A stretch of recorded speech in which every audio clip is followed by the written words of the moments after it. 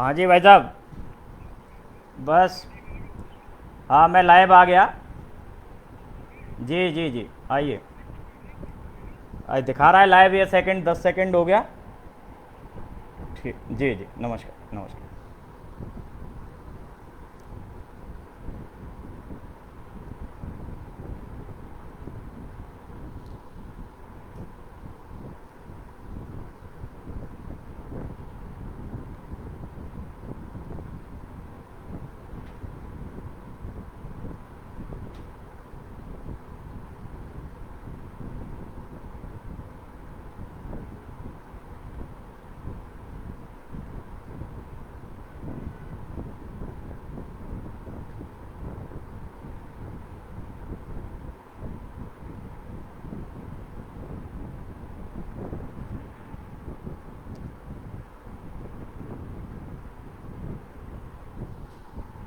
सभी मित्रों को सादर नमस्कार।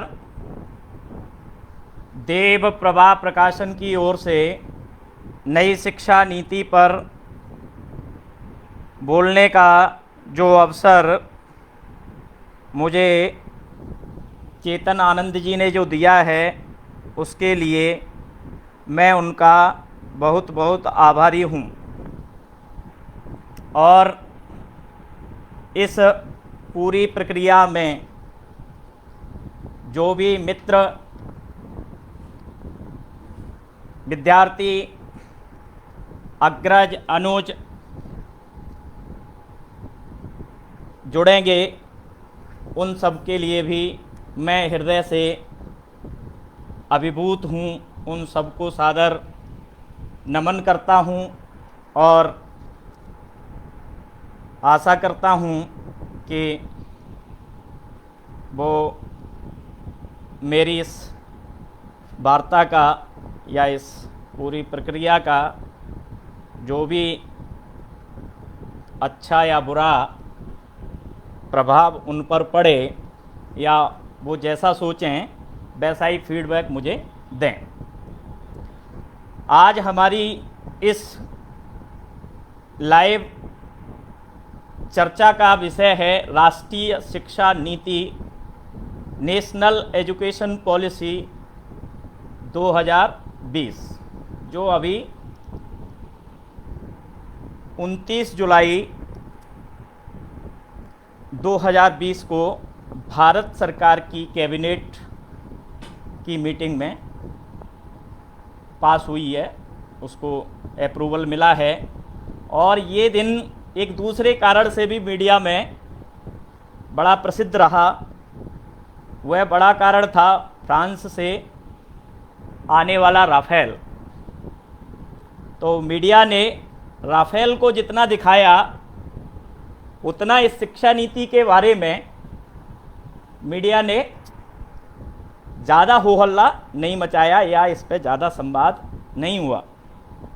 हालांकि सोशल मीडिया में काफ़ी चर्चा इस पर हो रही है और होनी भी चाहिए, क्योंकि अगर 21वीं सदी एशिया की होगी और उस एशिया की 21वीं सदी में महानायक भारत होगा, जैसा कि हम अपेक्षा कर रहे हैं, और ये अपेक्षा अनुचित भी नहीं है, महानायक भारत ही होना चाहिए, क्योंकि भारत के महानायक होने से पूरी दुनिया में शांति, समृद्धि, समरसता, सहजता, विकास और जो मानवीय मूल्यों के जितने भी आकर्षक मूल्य हो सकते हैं या आदर्श हो सकते हैं, वो दुनिया के सामने हम प्रस्तुत करेंगे। क्योंकि हमारी लंबी सांस्कृतिक विरासत का प्रमाण है कि दुनिया में ताकतवर रहते हुए भी भारत ने कभी अनावश्यक हस्तक्षेप कभी भी किसी देश पर आज तक नहीं किया, और भारत की सभ्यता और संस्कृति सदियों पुरानी है।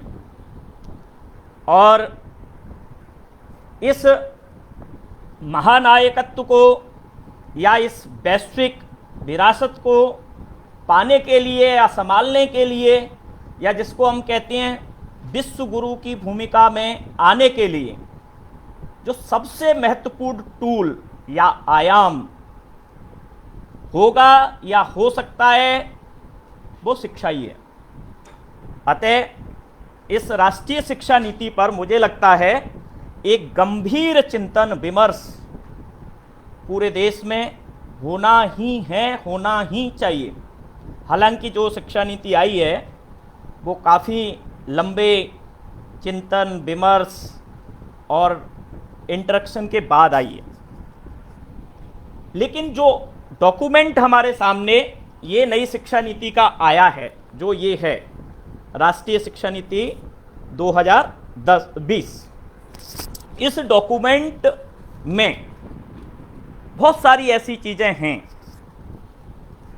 बहुत सारी ऐसी स्पष्टताएं हैं जिनको पढ़ के समझ के लगता है कि जो 1885 के बाद 1835 से जो मैकॉले की शिक्षा नीति थी, जिसका पूरा लक्ष्य और उद्देश्य पश्चिमीकरण था, पश्चिमी मानसिकता थी, शरीर से कलर से भले ही भारतीय दिखे लेकिन मानसिकता से वो अंग्रेज हो, ये सोच के साथ जो नीति का प्रारंभ हुआ था, उस नीति पर अगर इसे पूर्णतः स्वीकार किया गया और सरकार ने, और वो केवल केंद्र सरकार नहीं, हम कह सकते हैं सरकारों ने, जिनमें राज्य सरकारें भी शामिल हैं, विद लेटर एंड स्पिरिट इस नीति को लागू किया, तो निश्चित रूप से जो मैकॉले की मानसिकता से प्रारंभ हुई 1835 की शिक्षा नीति थी,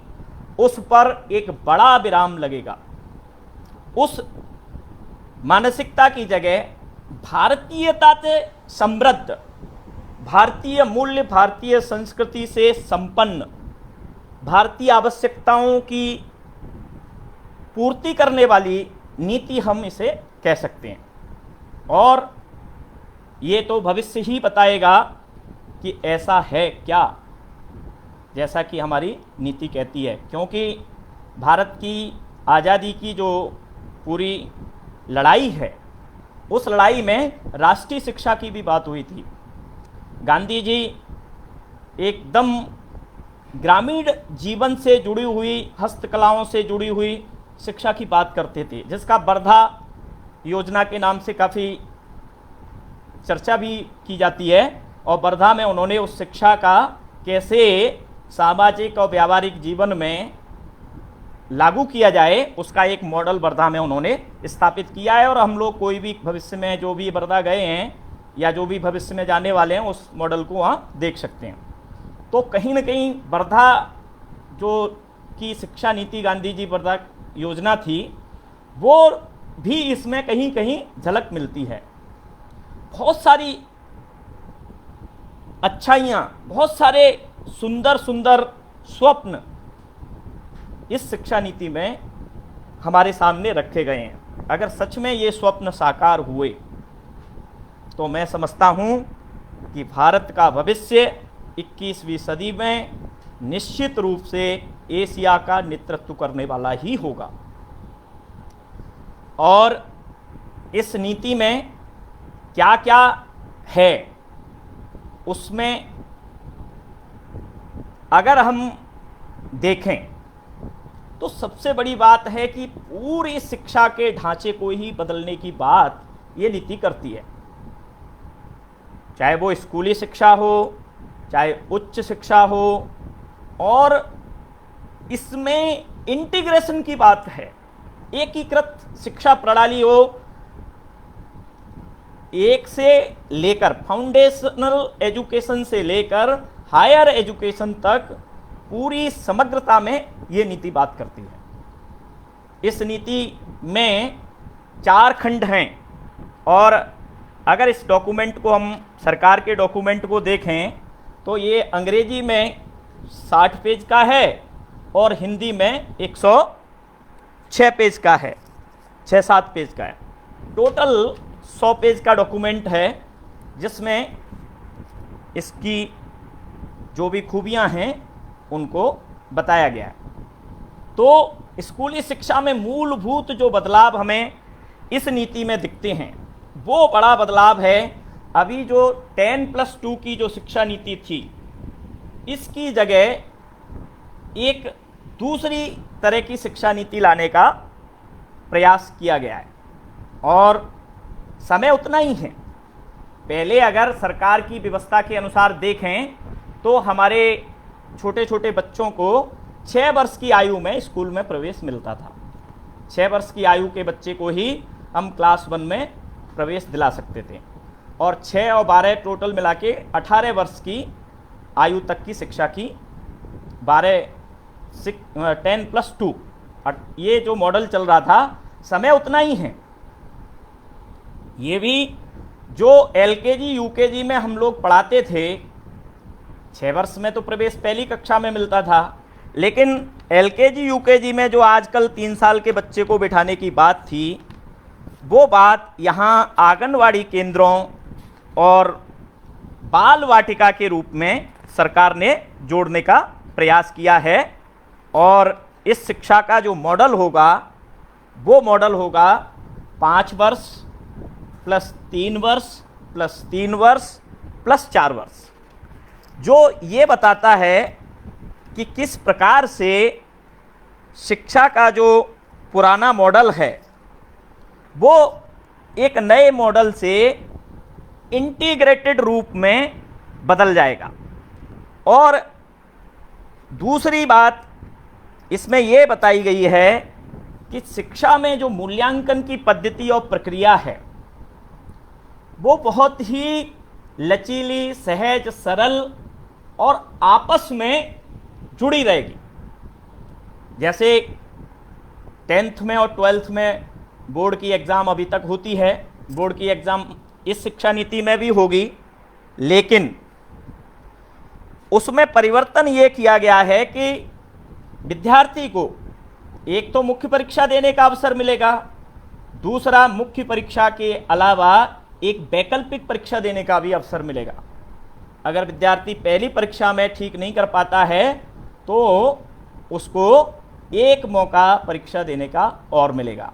तो जो विद्यार्थियों पर परीक्षा का जो दबाव रहता है उस दबाव को कम करने का इसमें बहुत अच्छा प्रयास सरकार ने किया है, जो काबिले तारीफ है। दूसरा, इसमें मूल्यांकन केवल परीक्षा के आधार पर नहीं होगा, सतत मूल्यांकन की प्रक्रिया होगी, जिसमें क्लास में उसकी क्या स्थिति है, विद्यार्थियों के साथ, मित्रों के साथ वो किस प्रकार से व्यवहार करता है, इन सब चीज़ों को भी उसमें ध्यान दिया जाएगा। सीखने की प्रक्रिया पर विशेष जोर दिया गया है। मैं अभी स्कूली शिक्षा की बात कर रहा हूँ, और इसमें जो मातृभाषाएं हैं जिनमें हिंदी, तमिल, तेलुगु, कन्नड़ इत्यादि की हम सब चर्चा करते हैं, जानते हैं कि अपनी अपनी मातृभाषाएं हैं, घर की भाषाएं हैं, उन पर भी इस शिक्षा नीति में बल दिया गया है। पढ़ने की संस्कृति को बढ़ावा देने की बात की गई है। जो रटने की पुरानी शिक्षा नीति है कि रट के परीक्षा देने की नीति है, उसको समाप्त करने की बात इस शिक्षा नीति में की गई है। ये जो स्कूली शिक्षा है, इसका जो ढांचा है वो आज एक तरह से विसंगतियों पूर्ण हो गया है, जिसको ये जो नया ढांचा इस नीति में लाया गया है वो मुझे लगता है निश्चित रूप से एक बदलाव, एक प्रेरक के रूप में काम करेगा और बच्चों को आनंददायी शिक्षा देने का काम करेगा। क्योंकि जो रटने वाली पढ़ाई या शिक्षा जो है वो अंततः जीवन और व्यवहार में काम नहीं आती। तो इस शिक्षा नीति के माध्यम से बालकों के अंदर जो समझ विकसित होनी चाहिए वो समझ पाठ्यक्रम से विकसित होती है, और इस पाठ्यक्रम में भी ये नीति भारतीयता, भारतीय मूल्य, भारतीय संस्कृति, भारतीय परंपरा को शामिल करने, नैतिक मूल्यों को शामिल करने, नैतिक संस्कारों को शामिल करने, जीवन में कौशल को बढ़ावा देने, आपसी संवाद, भाईचारे, संवैधानिक मूल्यों को बढ़ावा देने की बात पाठ्यक्रम में भी करती है। और पाठ्यक्रम को भी बदलने की बात यह शिक्षा नीति पूरी तरह से करती है। तो 5 वर्ष की आयु से पहले हर बच्चा एक प्रारंभिक कक्षा या बाल वाटिका, जो कि कक्षा 1 से पहले है, में जाएगा। बाल वाटिका खेलते खेलते बच्चे को सिखाना है, और उसे भोजन के लिए भी मिड डे मील जो हमारे यहाँ चल रहा है, मिड डे मील पे भी सरकार का ध्यान गया है, उसको भी सरकार ने फोकस किया है। स्कूली शिक्षा नीति जो ये भाग है, स्कूली शिक्षा का जो नीति में भाग है, वो बहुत ही सकारात्मक, नैतिकता, मानवीय और राष्ट्रीय मूल्यों को प्रेरित करने वाला है। और निश्चित रूप से अगर ये नीति अक्षर से लागू हुई, पूरी ईमानदारी और निष्ठा से लागू हुई, तो आने वाला जो भारत का भविष्य होगा, जो युवा होगा, वो निश्चित रूप से आज के पढ़े लिखे हुए स्कूलों के युवाओं से बेहतर होगा, संस्कारी होगा, राष्ट्रीय भावना से ओतप्रोत होगा, वो भारतीय समाज और जीवन पद्धति से जुड़ा होगा। ये हमें इस स्कूली शिक्षा नीति के माध्यम से दिखाई पड़ता है। अब दूसरा पहलू इसमें जो है उच्चतर शिक्षा का है। उच्चतर शिक्षा के क्षेत्र में सरकार ने कई नई पहलें करने की बात की है। जैसे इसमें एक बड़ी बात की गई है कि जो स्नातक का पाठ्यक्रम है या स्नातक के कोर्स की जो समय सीमा है, उसको 4 वर्ष का किया जाएगा, और ये लचीलेपन के साथ किया जाएगा। कभी भी विद्यार्थी इसमें से 1 साल पढ़ के भी निकल सकता है, 2 साल पढ़ के भी निकल सकता है, 3 साल पढ़ के भी निकल सकता है, और पूरे 4 साल की डिग्री भी कर सकता है। अगर वो 1 साल अध्ययन करके अपनी बीए की पढ़ाई को छोड़ देता है तो उसको सर्टिफिकेट मिलेगा, 2 साल की पढ़ाई करता है तो उसको प्रमाण पत्र और डिप्लोमा मिलेगा, 3 साल की पढ़ाई करता है तो जिसको हम बीए पास कहते हैं वो डिग्री मिलेगी। अगर वो पूरी 4 साल की पढ़ाई करता है तो उसको बीए ऑनर्स की डिग्री मिलेगी या उस स्नातक विशेष की डिग्री मिलेगी।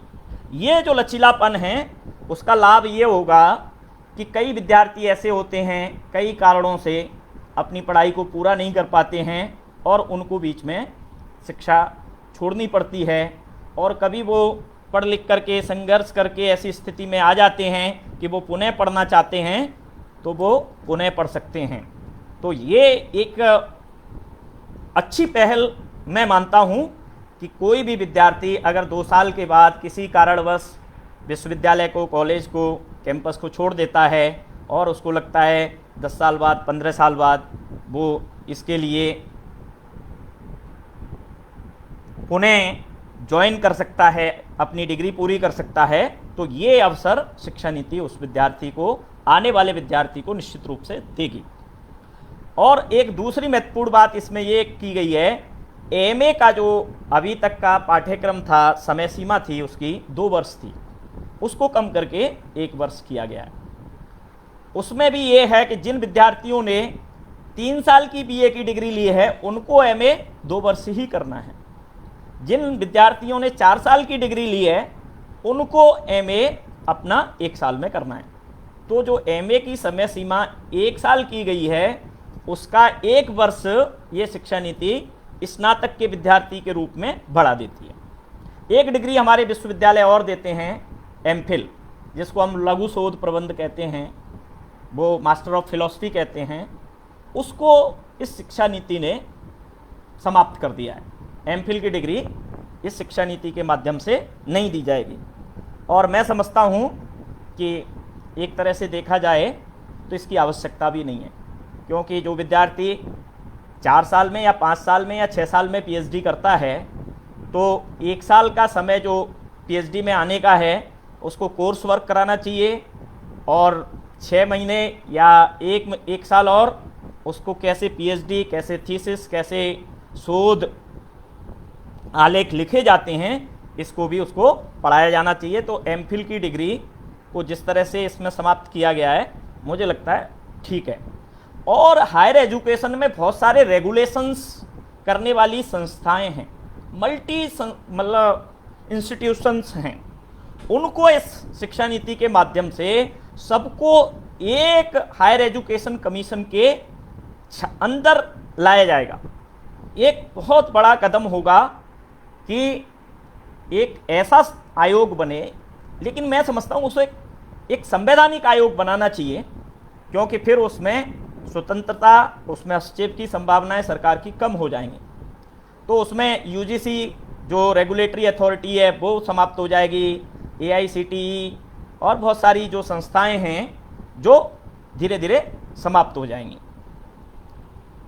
अगला जो इसमें महत्वपूर्ण कदम है कि जो शोध है, भारतीय विश्वविद्यालयों में जो शोध कार्य हो रहा है, जो रिसर्च हो रही है, उसकी दशा अत्यंत दयनीय है। और किसी भी शिक्षा व्यवस्था में रिसर्च का एकदम अल्टीमेट होना, शोध कार्य का अल्टीमेट होना परम आवश्यक है।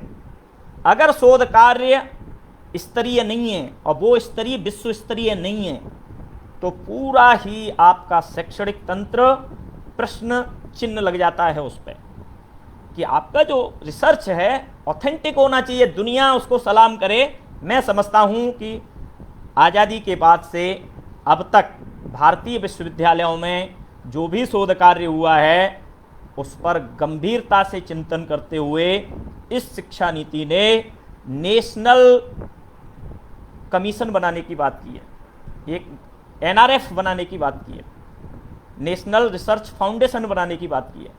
और वह शोध की गुणवत्ता, शोध में भारतीयता, शोध में भारतीय ज्ञान परंपरा की जो दृष्टि है उसकी बात की गई है। तो उच्च शिक्षा में ऑटोनॉमी की भी बात की गई है कि धीरे धीरे जो संस्थान हैं, कॉलेज हैं, उनको ग्रेडेड ऑटोनॉमी धीरे धीरे दी जाएगी। कॉलेज 3 प्रकार के होंगे, जिनमें केवल स्नातक स्तर की पढ़ाई होगी। दूसरे प्रकार के कॉलेज होंगे जिनमें स्नातक स्तर की पढ़ाई भी होगी, साथ साथ शोध कार्य भी होगा। तीसरे प्रकार के संस्थान जो होंगे उनमें मूलतः शोध कार्य ही होगा।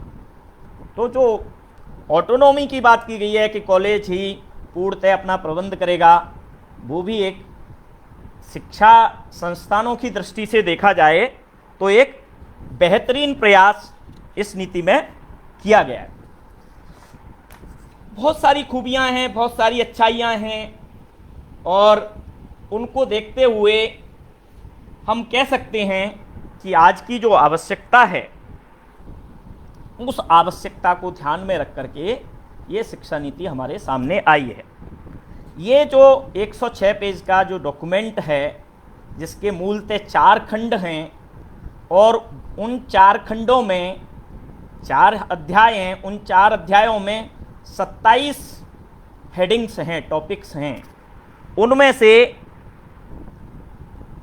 जो व्यावसायिक शिक्षा का जो खंड है, अभी तक क्या है कि हमारे देश में शिक्षा का विभाजन बहुत है कि आप कॉमर्स के स्टूडेंट हैं, कि आप साइंस के स्टूडेंट हैं, कि आप ह्यूमैनिटीज़ के स्टूडेंट हैं, कि आप वोकेशनल कोर्सेस पढ़े हुए हैं।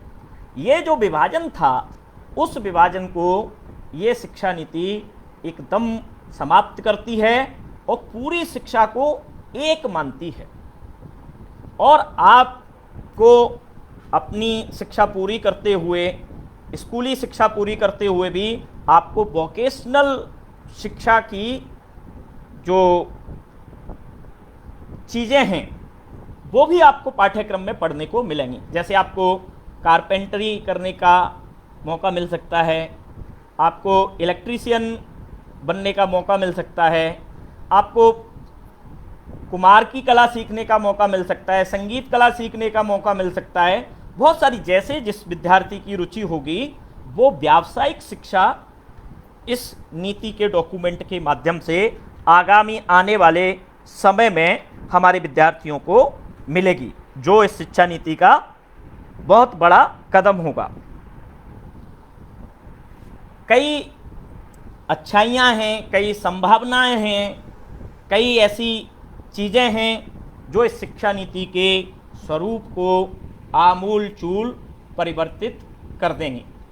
इन सब के बावजूद भी इस शिक्षा नीति में जो महत्वपूर्ण बिंदु हैं वो महत्वपूर्ण बिंदु सोचने लायक हैं, जो मुझे लगते हैं पढ़ते हुए, हो सकता है बहुत सारे लोगों को न लगते हों, उनकी दृष्टि ज़्यादा विस्तृत हो सकती है, मेरे से ज़्यादा समझदार हो सकती है, लेकिन मुझे कुछ कुछ चीज़ें इस नीति में खटकती हैं, उनकी भी मैं आप लोगों से चर्चा करना चाहूँगा।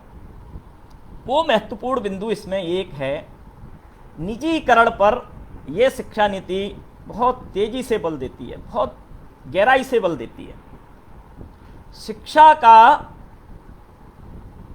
प्राइमरी से लेके एलकेजी से लेके जो 12वीं तक का जो स्कूली ढांचा है, अगर हम ईमानदारी से देखें, इस देश की वर्तमान शिक्षा प्रणाली को देखें, तो 1 से लेके 12वीं तक की जो स्कूली और माध्यमिक शिक्षा है, प्राथमिक माध्यमिक शिक्षा है, उसमें निजीकरण विगत 20 वर्षों में, 25 वर्षों में भयंकर रूप से हुआ है।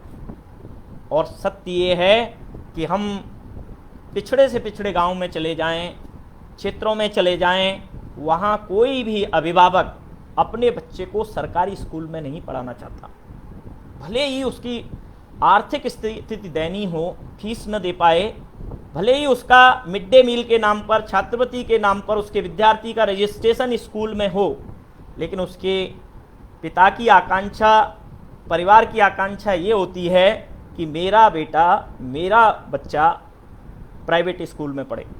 ऐसा क्यों हुआ? ऐसा सरकारों ने, मैं किसी एक सरकार को नहीं दे रहा, पूरे देश की सरकारों ने जानबूझकर षड्यंत्र के तहत सरकारी स्कूलों को नष्ट किया है। तो देश में जो प्राइमरी स्कूल से लेकर 12th तक के स्कूल हैं, वो मूलतः निजीकरण के जबरदस्त शिकार हैं, सरकारी स्कूल। और वहाँ अच्छे अच्छे स्कूल धीरे धीरे दयनीय स्थिति में पहुँच रहे हैं, और प्राइवेट स्कूलों का इस समय स्कूली शिक्षा पे इतना आर्थिक नियंत्रण है कि एनसीआर में देख लो, बड़े शहरों में देख लो, एकदम कब्जा कर लिया उन्होंने। दे आर हाईली, मैं तो कहता हूं शिक्षा माफिया हैं, ठग हैं, शिक्षा के नाम पर शोषण करने वाले लोग हैं, शिक्षा के नाम पर व्यवसाय करने वाले लोग हैं। तो अगर हमने निजीकरण को हायर एजुकेशन में और मौका दिया, हालांकि हायर एजुकेशन भी इससे बचा नहीं है, अभी हायर एजुकेशन में भी एनसीआर या बड़े बड़े शहरों के इर्द गिर्द जिस प्रकार से बीटेक कॉलेज, प्राइवेट इंस्टीट्यूशन 91 के बाद, विशेषकर 2000 के बाद खुले हैं, कुक्कुर मुत्ते की तरह हुए हैं। उन कुक्कुर मुत्तों की तरह उगे प्राइवेट स्कूल कॉलेजों की हालत ये है, केवल एग्जाम होती है, they are distributing only degree. तो अगर इस शिक्षा नीति के माध्यम से निजीकरण को और गति मिली, तो शिक्षा का जो स्वरूप आज जो दिख रहा है, आज केवल विद्यार्थी के पास डिग्री होती है, ज्ञान, समझ और दृष्टि कितनी होती है ये हम सब लोग जानते हैं। आज भी लोग आईआईटी में पढ़ना चाहते हैं, आईआईएम में पढ़ना चाहते हैं, जेएनयू में पढ़ना चाहते हैं, डीयू में पढ़ना चाहते हैं, कोई भी एमईटी में नहीं जाना चाहता, कोई भी बड़े बड़े प्राइवेट यूनिवर्सिटीज़ में नहीं जाना चाहता। डीयू के एडमिशन के लिए कितनी भीड़ लगती है, कितनी मारामारी होती है, किस प्रकार से लोग प्रयास करते हैं ये हम सब जानते हैं। तो अगर निजीकरण के नाम पर हायर एजुकेशन इंस्टीट्यूशंस को भी खोल दिया गया, जैसा कि ये शिक्षा नीति जबरदस्त पहल निजीकरण की करती हुई दिखाई पड़ती है, और इस निजीकरण के चलते सरकार ने जो सरकारी शिक्षा संस्थान जो कुछ बचे हुए हैं देश में, ज़्यादातर तो नष्ट भ्रष्ट और बर्बाद हो चुके हैं, वो भी अपनी मौत धीरे धीरे मर जाएंगे अगर सरकार ने उनको ध्यान नहीं दिया तो ये एक बड़ा संकट है। दूसरा, ये शिक्षा नीति जो अच्छी बात करती है हायर एजुकेशन में कि यूनिवर्सिटी में जो एडमिशन की प्रक्रिया है वो एक नेशनल टेस्टिंग एजेंसी के माध्यम से होगी। ये एक अच्छी पहल है, क्योंकि अभी जो कहीं टेस्ट के माध्यम से होती है, कहीं पे 12th के मार्क्स के माध्यम पे होती है, तो किसी बोर्ड में तो अभी सीबीएसई में तो विद्यार्थी लेके आ रहा है 100 में से 100%। पहले यूपी बोर्ड में 70% फर्स्ट डिवीजन लाना मुश्किल होता था। आजकल यूपी बोर्ड भी समझ गया है कि हमें अपने विद्यार्थी को अगर अच्छे इंस्टीट्यूशंस में एडमिशन मार्क्स के आधार पर दिलवाना है तो वो भी खूब नंबर दे रहे हैं। तो बोर्डों की जो आज की स्थिति है वो मतलब थोक के भाव में अपने विद्यार्थियों को नंबर दे रहे हैं। तो ये जो प्रक्रिया है नंबर देने की थोक के भाव में, इस प्रक्रिया पर विराम लगेगा अगर हायर एजुकेशन इंस्टीट्यूशंस में एडमिशन अगर टेस्ट के माध्यम से होगा। तो निश्चित रूप से लोग पढ़ेंगे, और जब तक वो टेस्ट क्वालिफाई नहीं करेंगे तो उनको एडमिशन अच्छे इंस्टीट्यूशंस में नहीं मिलेगा। तो एक बड़ी पहल ये शिक्षा नीति करेगी। दूसरा, मैं ये कह रहा हूँ इस शिक्षा नीति में जो मुझे लगता है कि कहीं भी ये तय नहीं किया गया कि 2020-21 से लागू होकर के ये जो शिक्षा नीति है 2030 और 40 के लिए बनाई गई है। लगभग 20 साल का डॉक्यूमेंट है सरकार की दृष्टि में कि 20 साल को ध्यान में रख के ये नीति बनाई गई है। तो 20 साल के कालखंड में सरकार कितने केंद्रीय विद्यालय खोलेगी, कितने गुरुकुल खोलेगी, कितने नए कॉलेज खोलेगी, कितनी नई यूनिवर्सिटीज खोलेगी, कहीं कोई डेटा नहीं है। सरकार को स्पष्ट रखना चाहिए था कि हर जिले में एक केंद्रीय विश्वविद्यालय होगा और वो विश्व स्तरीय होगा। हर ब्लॉक पर एक केंद्रीय स्कूल होगा, एक मिलिट्री स्कूल होगा, एक जिले स्तर पर गुरुकुल होगा, जो हम भारतीय परंपरा और नीति की मॉडर्न गुरुकुल होगा। ऐसा इस शिक्षा नीति में कहीं कोई चर्चा सरकार ने नहीं की। ये बड़ा सरकार को पूरा एकदम तैयारी के साथ 5-6 साल के लंबे संवाद, डायलॉग और इंटरेक्शन के बाद ये नीति आई है। तो सरकार के पास ऑथेंटिक डॉक्यूमेंट होना चाहिए था कि हमारे देश में 600 डिस्ट्रिक्ट हैं, 600 डिस्ट्रिक्ट में हम 600 सेंट्रल यूनिवर्सिटी 20 साल के अंतर्गत लाएंगे। राज्य सरकारों को भी बोलेंगे कि वो भी जरूरत पड़ने पर स्टेट यूनिवर्सिटी खोले। ऐसा इसमें कहीं कोई डॉक्यूमेंट में नहीं है। दूसरा बड़ा मुद्दा कंसर्न मेरा है, मैं भाई एक सहज बात है कि जो जिस समुदाय से आता है उस समुदाय के हितों की वो बात करेगा। अगर मैं किसान का बेटा हूँ, गरीब परिवार से आया हूँ, मिट्टी के दीपक के तले पढ़ के आया हूँ, तो निश्चित रूप से मैं उस ग्रामीण परिवेश में जन्मे पले बड़े और भविष्य में ऐसी स्थितियों में शिक्षा पाने वाले विद्यार्थी के भविष्य को भी ध्यान में रखकर इस शिक्षा नीति को पढ़ने का प्रयास करूंगा, जो कि मैं करता हूं। इसमें डिजिटलाइजेशन की बहुत चर्चा की गई है। शिक्षा में डिजिटलाइजेशन किया जाएगा, टेक्नोलॉजी का प्रयोग किया जाएगा और लगभग टेक्नोलॉजिकल जो कंपोनेंट है शिक्षा में एक अहम भूमिका निभाएगा।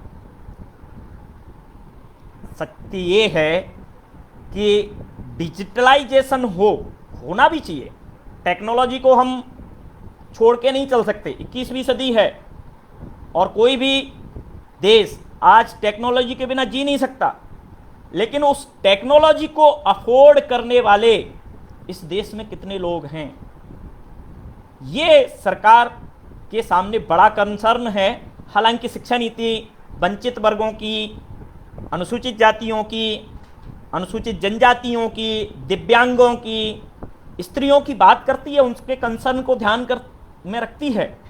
लेकिन ये कंसर्न कितने एड्रेस किए जाएंगे, होना चाहिए और होगा, ये बड़ा गैप होता है। तो डिजिटलाइजेशन हो, लेकिन डिजिटलाइजेशन के बाद एक लंबी खाई और गैप न हो जाए, इसको भी सरकार को सोचना पड़ेगा और ध्यान में रखना पड़ेगा। क्योंकि मुझे लगता है कि अगर सरकार को ईमानदारी से शिक्षा नीति में डिजिटलाइजेशन को लागू करना है तो सबसे पहले स्कूल, कॉलेज और यूनिवर्सिटी के कैंपस का पूरा डिजिटलाइजेशन करें। हर क्लासरूम में सीसीटीवी रिकॉर्डर होना चाहिए। पता चलना चाहिए कि एक कॉलेज का जो शिक्षक होता है 1.5 लाख रुपए सैलरी लेके जा रहा है टैक्स पेयर की, क्लासरूम में भावी पीढ़ी को क्या पढ़ा के जा रहा है, पता होना चाहिए। सरकार को पता होना चाहिए, समाज को पता होना चाहिए, अभिभावकों को पता होना चाहिए। दूसरी बात, इससे जो उसके सामने विद्यार्थी बैठा है, छात्र बैठा है, उसका कैसा व्यवहार है क्लासरूम में, किस प्रकार का भविष्य उस क्लासरूम में निर्मित हो रहा है। तो टेक्नोलॉजी का अगर सही यूज करना है, ठीक से यूज करना है, तो सरकार को इधर ध्यान देना होगा। कोई भी क्लासरूम, कोई भी कैंपस 100% सीसीटीवी सिक्योर्ड हो। 4000 बच्चे आते हैं, 3000 बच्चे आते हैं। गुड़गांव की हम घटना देख चुके हैं, एक बच्चे का कैसे मर्डर कर दिया जाता है, टॉयलेट में मर्डर कर दिया जाता है। हालांकि प्राइवेट स्कूलों ने अपना सिस्टम सीसीटीवी फुटेज से काफ़ी कंट्रोल कर रखा है, लेकिन क्लासरूम में टीचर क्या पढ़ाता है ये किसी को पता नहीं चलता। अगर ऐसा सरकार करती है कि हर क्लासरूम में सीसीटीवी होगा, वॉइस रिकॉर्डर होगा, वो क्या कंटेंट पढ़ा रहा है, कितना अपडेट है, तो जो शिक्षा में जो गुरु घंटाल आ जाते हैं वो फिर टिक नहीं पाएंगे। आ भले ही जाएंगे लेकिन टिक नहीं पाएंगे। क्योंकि 1 महीने का रिकॉर्ड रखो, 20 दिन का रिकॉर्ड रखो कि गुरुजी विद्यार्थी को दे क्या रहे हैं, पढ़ा क्या रहे हैं, समझा क्या रहे हैं, किस प्रकार का नागरिक, किस प्रकार का भविष्य निर्मित कर रहे हैं। अगर सरकार वास्तव में भारत को विश्वगुरु बनाना चाहती है, तो अगर वास्तव में भारत के दृष्टि से भारत केंद्रित, अब क्लासरूम में बच्चे के मन में क्या जहर भरा जा रहा है, किस प्रकार का पाठ्यक्रम है, और शिक्षक कुछ और पढ़ा रहा है, शिक्षक मार्क्स पढ़ा रहा है, शिक्षक लेनिन पढ़ा रहा है, शिक्षक बंदूक के बल पर क्रांति ला रहा है, शिक्षक विवेकानंद की बात ही नहीं कर रहा, तुलसीदास की बात ही नहीं कर रहा, विनोबा भावे की बात ही नहीं कर रहा, अरविंद की बात ही नहीं कर रहा। अगर सरकार ईमानदारी से चाहती है कि हमारी शिक्षा व्यवस्था में भारतीयता और भारतीयता का पुट आए और जो पाठ्यक्रम में दिया गया है वही पढ़ाया जाए, तो ये करना एक अनिवार्य शर्त है। और इससे शिक्षक की जो गुणवत्ता है वही नियंत्रित नहीं होगी, इससे विद्यार्थी का आचरण भी नियंत्रित होगा। किस प्रकार शिक्षक के साथ, अपने मित्रों के साथ विद्यार्थी कॉलेज में, स्कूल में 6 घंटे, 7 घंटे, 8 घंटे रहता है, व्यवहार करता है, यह भी नियंत्रित होगा। तो मैं समझता हूं सरकार डिजिटलाइजेशन की ओर ध्यान दे, जरूर दे, लेकिन इसकी शुरुआत इस तरह से करे। चाहे वो रिमोट एरिया का स्कूल हो, चाहे एनसीआर का स्कूल हो, चाहे बंबई का स्कूल हो, चाहे मद्रास का स्कूल हो, और 100% रिकॉर्डिंग हो, उसका डेटा रिकॉर्ड रहे, और जरूरत पड़ने पर उस शिक्षक का जब मूल्यांकन करना हो तब उसको चेक कर लिया जाए। तो शिक्षक की गुणवत्ता अपने आप नियंत्रित हो जाएगी। जो भी शिक्षक क्लासरूम में जाएगा उसको पता है कि मैं देश के भविष्य को पढ़ाने जा रहा हूं, और मैं देश के भविष्य के साथ कैसे पेश आऊं और मुझे क्या पढ़ाना है, ये तय रहेगा। न सरकार की आलोचना होगी, न सरकार की प्रशंसा होगी, न मार्क्स होंगे, न लेलिन होंगे, न बंदूक की क्रांति होगी, न नक्सलाइज्म होगा, न जो फेमिनिज्म के बाद नाम पर हम जिस तरह से बरगलाते हैं वो भी नहीं होगा। मैं एक घटना बताता हूं। एक घटना, सुप्रीम कोर्ट का निर्णय आया था जिसमें सुप्रीम कोर्ट ने कहा था, SC/ST कमीशन, SC/ST जो एक्ट है उसमें सुप्रीम कोर्ट ने कहा था कि जब तक एक DYSP लेवल का अधिकारी जांच न कर ले तब तक हरिजन एक्ट नहीं लगेगा, ये बात कही थी। उसके खिलाफ पूरे देश में विरोध हुआ और विरोध के चलते सरकार ने वो वापस लिया। सरकार की अपनी मजबूरियां होती हैं, सरकार को अपना लाभ हानि देखना होता है, उसके जो भी पहलू हों उसकी चर्चा नहीं करूंगा। उसको किस प्रकार से लोगों को, नई पीढ़ी को, युवाओं को बरगलाया गया, उसका मैं आपको उदाहरण बताता हूं। मैंने अपनी क्लास में पूछा कि आप लोग भारत बंद करने जा रहे हो, क्या कारण है, क्यों भारत बंद कर रहे हो? कि सर सरकार SC/ST का आरक्षण खत्म करने जा रही है। मैंने कहा कहां से, क्यों, कैसे? कि सर हमको तो यही कहा जा रहा है। गजब स्थिति है। यही स्थिति जो NRC आया, NRC के दौरान भी यही स्कूल कॉलेजों और कैंपसों में यही हुआ, किस प्रकार से बरगलाया गया। तो वास्तव में अगर सरकार कुछ ईमानदारी से करना चाहती है तो मेरा सभी सरकारों से, राज्य सरकारों से भी और केंद्र सरकार से भी, माननीय शिक्षा मंत्री जी से भी निवेदन है कि इधर थोड़ा डिजिटलाइजेशन का सही उपयोग करने की जरूरत है। इधर देखना है, इससे एक तीर से कई निशाने सदेंगे। शिक्षक सदेगा, विद्यार्थी सदेगा और देश विरोधी गतिविधियां करने वाले लोग हैं वो सदेंगे। सरकार की आलोचना करना लोकतांत्रिक अधिकार है, हर नागरिक का करना चाहिए, लेकिन देश के खिलाफ एक्टिविटीज में भाग लेना, देश को तोड़ने की बात करना, देश के खिलाफ षड्यंत्र करना किसी भी नागरिक का कोई अधिकार नहीं है, न भारतीय संविधान ये अधिकार किसी को देता है। अभी जो भी इस प्रकार के कृत्य करता है वो दंडनीय है, उसको सरकार ईमानदारी से दंड दे। तो ये बहुत सारी चीजें डिजिटलाइजेशन के माध्यम से हम देख सकते हैं। और एक बड़ी बात है, शिक्षा मंत्रालय का नाम भी जो MHRD था वो बदल दिया है। दूसरा इसमें जो महत्वपूर्ण पहलू है वो शिक्षकों के, अब वही वाली बात है कि मैं ग्रामीण क्षेत्र से आता हूँ, शिक्षक हूँ, लंबे समय से अभी तक का अगर मेरा जीवन बचपन से लिया जाए तो शिक्षा से ही जुड़ा हुआ है। 12 वर्ष की स्कूली शिक्षा, हमारे समय में LKG UKG थी नहीं, फिर 3 वर्ष की स्नातक 15, फिर 2 वर्ष का MA 17, 2 वर्ष का MPhil 19 और लगभग 5 साल का PhD। 24 साल तक तो मैंने यही पढ़ने लिखने में खर्च किया। उसके बाद लगभग 12-13 साल से अध्यापन में हूं, तो कुल जमा जीवन का अधिकांश जीवन शिक्षा में ही लगा हुआ है। तो शिक्षक किसी भी शिक्षा व्यवस्था का, किसी भी देश की शिक्षा व्यवस्था का विद्यार्थी के बाद, मैं तो कहता हूं विद्यार्थी से भी पहले उसका आधार है, जिसको लेके यह शिक्षा नीति बहुत गोलमोल बात करती है। क्या कहती है? शिक्षक का चयन प्रक्रिया क्या हो, यह शिक्षा नीति कहीं भी नहीं बताती। शिक्षक का समाज में सम्मान कैसे बढ़े उसकी बात तो करती है, लेकिन उसके लिए ठोस कदम यह शिक्षा नीति कहीं नहीं उठाती। शिक्षक की चयन प्रक्रिया 100% पारदर्शी हो और शिक्षक जिम्मेदार हो, यह बात इस शिक्षा नीति में होनी चाहिए थी, जो लगभग गायब है। बात करती है, गोलमोल बात करती है, हवाई बात करती है, लेकिन कॉन्क्रीट कुछ नहीं है। चयन प्रक्रिया। दूसरा, किसी भी स्कूल में, किसी भी कॉलेज में शिक्षक का एक भी पद 3 महीने से ज्यादा खाली नहीं रहेगा, 6 महीने से ज्यादा खाली नहीं रहेगा, इसमें कहीं कोई चर्चा नहीं करती है। यह बड़ा संकट है। दूसरा, इसमें एक शिक्षा के पूल की बात की गई है। पूल जो बनाया जाएगा उसमें मुझे लगता है सरकारी संसाधनों का प्राइवेट जो निजी स्कूल वाले हैं खूब लाभ उठाएंगे। पूल बने, लेकिन उस पूल का केवल सरकारी ही संस्थान फायदा उठाएं।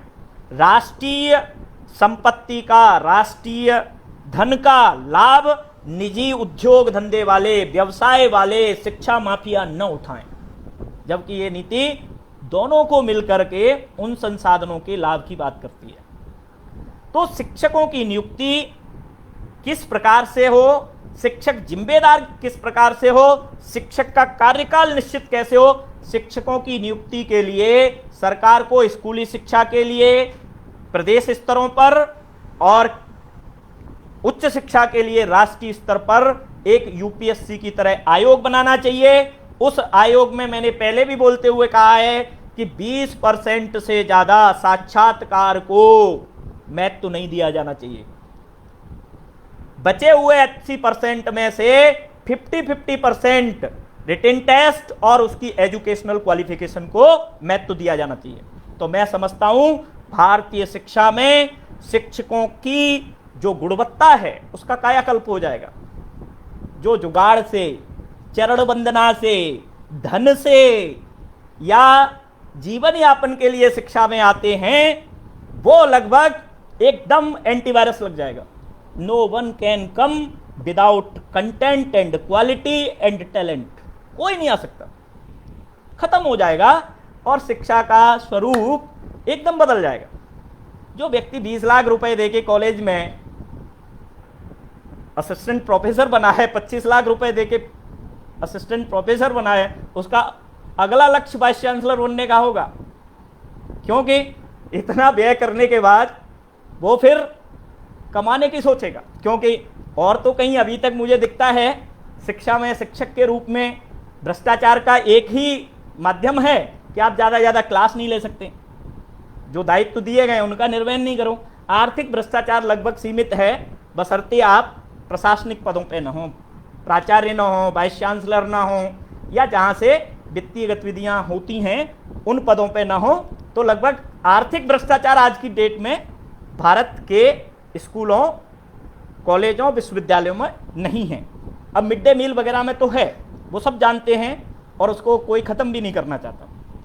इन्हीं तमाम बिंदुओं को ध्यान में रखते हुए मैं ज़्यादा समय नहीं लूँगा, क्योंकि शिक्षा नीति बहुत बड़ी है और पूरी स्कूली शिक्षा, उच्च शिक्षा, व्यावसायिक शिक्षा तथा और उसकी रेगुलेशन, नीतियाँ कई बातें करती है। तो मैं यही कहूँगा कि हमारी जो शिक्षा नीति है वो निजीकरण की ओर ध्यान न दे, वो समाज पोषित होनी चाहिए, समाज का उसमें हिस्सा हो, समाज का शेयर हो, समाज की योगदान, समाज की भूमिका हो।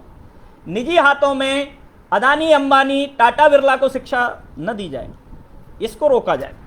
दूसरा, पूर्ण स्वतंत्र हो, ऑटोनॉमी की बात की गई है, पूर्ण स्वतंत्र हो, अच्छी बात है। और उस पूर्ण स्वतंत्रता में शिक्षकों की, अभिभावकों की, प्रबंधन तंत्र की भूमिका हो, उनके बराबर हिस्सेदारी हो, छात्रों की भी हिस्सेदारी हो।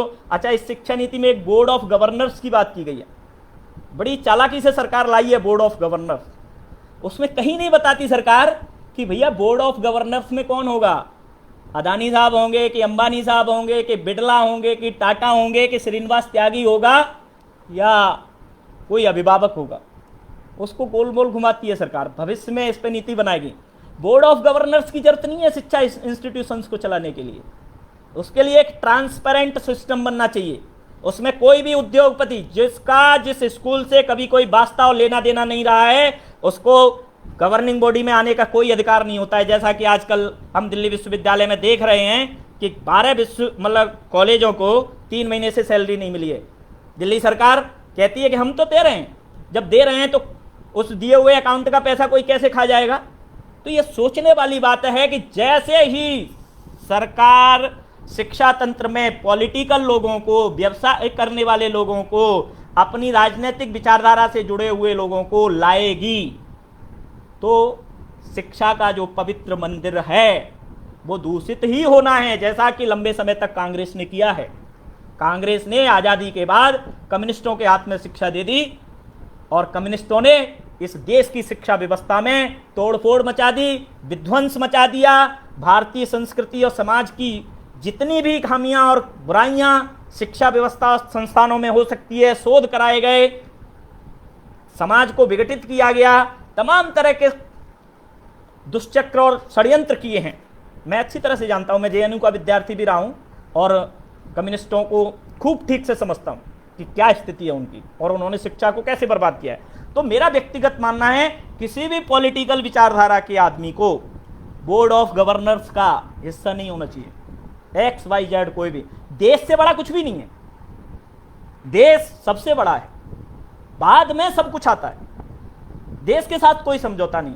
और जब तक ये शिक्षा तंत्र ठीक नहीं होगा तब तक देश विश्वगुरु नहीं बनेगा, कहने को बन जाएगा, लेकिन यथार्थ में इस देश का नागरिक आर्थिक रूप से, शारीरिक रूप से, मानसिक रूप से, शैक्षणिक रूप से, नैतिक रूप से संबलित नहीं होगा, तब तक ये देश विश्वगुरु नहीं बनेगा। पूर्ण विकेंद्रित होनी चाहिए शिक्षा नीति, जिसमें डिसेंट्रलाइजेशन की ये नीति बात करती है, और शिक्षा का पूरा स्वायत्त विधान होना चाहिए, ऑटोनोमस होनी चाहिए, उसकी ये शिक्षा नीति बात करती है। बहुत सारी अच्छाइयाँ हैं, बहुत सारी मुझे खामियां भी कुछ नज़र आईं, अच्छाइयाँ इसमें बहुत हैं। अगर ये हमारी नीति ईमानदारी से सरकार ने, केंद्र सरकार और राज्य सरकारों ने लागू की, तो बहुत कुछ शिक्षा का जो स्वरूप है, जो आज मैकाले शिक्षा पद्धति का जो ढांचा चला आ रहा है 1835 से लेकर आज तक, उसमें निश्चित रूप से एक बड़ा आमूलचूल परिवर्तन दिखेगा, और निश्चित रूप से भारतीय शिक्षा की जो स्थिति, दशा और दिशा है वो बदलेगी। इसी आशा और कामना के साथ मैं आप सभी मित्रों का, जिन्होंने मेरी बात को सुना, समझने का प्रयास किया, हो सकता है मेरी आप बात से असहमत हों, उसकी मैं चिंता नहीं करता, क्योंकि असहमतियां बहुत ज़रूरी हैं। बिना असहमति के संवाद नहीं हो सकता, और संवाद के बिना कोई भी स्वस्थ और सार्थक समाज नहीं बनता। जहाँ असहमतियों को रोका जाता है, चर्चा पर चर्चा को रोका जाता है, वो कभी समाज स्वस्थ नहीं हो सकता, लोकतांत्रिक नहीं हो सकता, और बेहतरी का भविष्य नहीं दे सकता। तो मैं आशा करता हूँ कि आप मुझसे असहमत हैं तो असहमत रहिए, और अपनी बात भी अपने तरीके से कहिए। हो सकता है आपकी दृष्टि भिन्न हो, मैं आपकी दृष्टि से नहीं सोच पा रहा हूँ, मैं अपनी दृष्टि से सोच रहा हूँ। तो ये जो हमारे यहाँ, ये हमारी संस्कृति में है, 6 दर्शन थे, अगर ये असहमति नहीं होती, एक ही दर्शन रह जाता। तो मैं उस संस्कृति की ओर नहीं जा रहा हूँ, समय बहुत हो गया है। आप सभी मित्रों का, सभी विद्यार्थियों का, मेरे कई विद्यार्थी भी जुड़ते हैं, मैं हृदय से सभी का भूरि भूरि आभार प्रकट करता हूँ। आप सब लोगों को सत सत नमन करता हूँ कि आप सब लोग जुड़े, मेरी बात को सुना, और निकट भविष्य में भी अभी इस नीति पर कहीं कोई मुझे अपनी बात रखने के लिए आमंत्रित करेगा तो फिर जुड़ेंगे। और मैं विशेष रूप से देव प्रवाह प्रकाशन के चेतन आनंद जी को मेरे बड़े भाई के रूप में हैं, बहुत बहुत धन्यवाद देता हूँ कि आपने अपने इस पेज पर मुझे अपनी बात कहने का मौका दिया, और ये बात मैंने आपके पेज पर रखी। जो सौभाग्य मुझे मिला उसके लिए मैं आपका आभारी हूँ।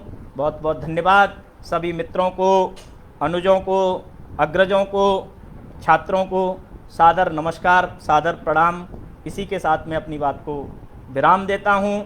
जय हिंद, जय भारत।